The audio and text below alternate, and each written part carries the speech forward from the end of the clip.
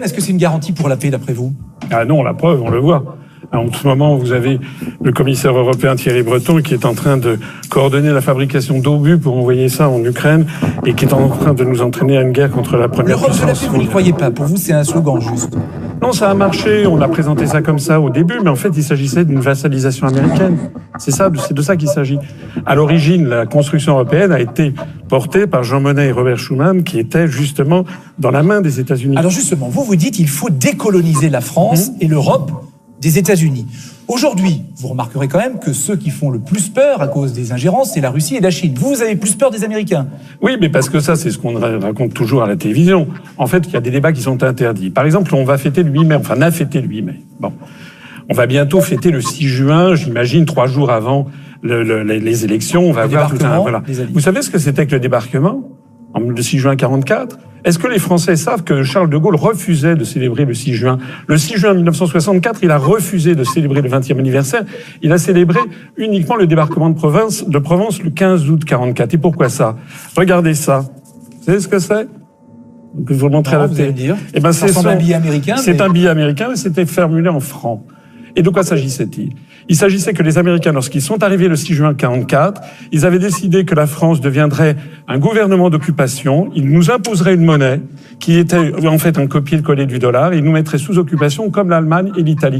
Et De Gaulle a réussi justement. Ça, c'est l'histoire. Oui, mais c'est très important. De Gaulle a réussi à faire en sorte d'interdire la diffusion de ces billets, qui est un vrai, celui-ci, de la série de 1944.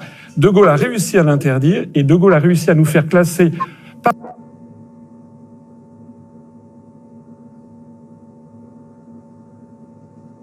parmi les puissances victorieuses de 1945 et d'avoir un siège au Conseil permanent du Conseil de sécurité des Nations Unies. Ça. Mais François Asselineau, au-delà de ça, aujourd'hui, vous avez plus peur des États-Unis que de la Chine et de la Russie.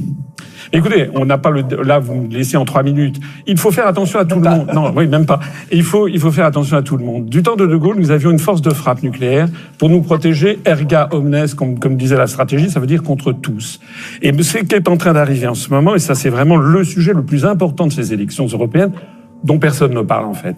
Ce qui est en train d'arriver, c'est que nous avons des forces, notamment représentées par Mario Draghi, qui est candidate pour succéder à Madame von der Leyen à la présidence de la Commission, qui veut transformer l'Union européenne en un État. Mais si nous devenons un État, la France devient un État fédéré. La France perd donc sa force de frappe qu'elle doit transférer à l'État fédéral. C'est d'ailleurs ce que M. Macron laisse entendre. Et par ailleurs, la France n'étant un État fédéré, quitte les Nations Unies, parce que vous n'avez pas aux Nations Unies un siège pour la Californie ou l'Alabama.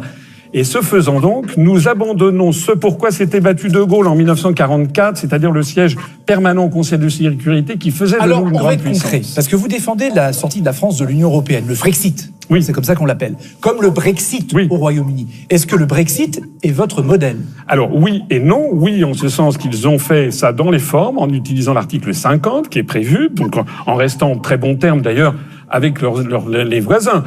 Rappelez-vous ce qu'on avait dit. On avait dit que le Royaume-Uni allait disparaître. On a des espaces-temps, qu'il allait y avoir des centaines de milliers de personnes. Ça, pour vous, c'est l'aspect positif. Oui. Mais il y a du négatif ou il n'y a pas de négatif? J'ai vu que M. Macron, par exemple, a célébré l'amitié franco-britannique pour célébrer justement le 30e ou 40e anniversaire du tunnel sous la Manche. Bon. Donc ça veut dire qu'en fait, le Royaume-Uni est bien là. D'ailleurs, contrairement à ce qu'on explique, le Royaume-Uni se porte économiquement mieux que nous. Par exemple, je vais prendre 2 exemples. Le Royaume-Uni est devenu la 4e puissance exportatrice de biens et services, là, le mois dernier, devant la France, alors qu'on nous avait expliqué que sortir de l'Union européenne isolerait le Royaume-Uni.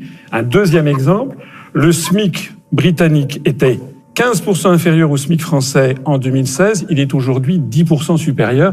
Les Britanniques voient leur niveau de vie augmenter. Donc c'est un exemple. Alors c'est un exemple. Cela étant, c'est pas uniquement un exemple, parce que le Royaume-Uni reste dans l'OTAN et est donc pleinement partie prenante.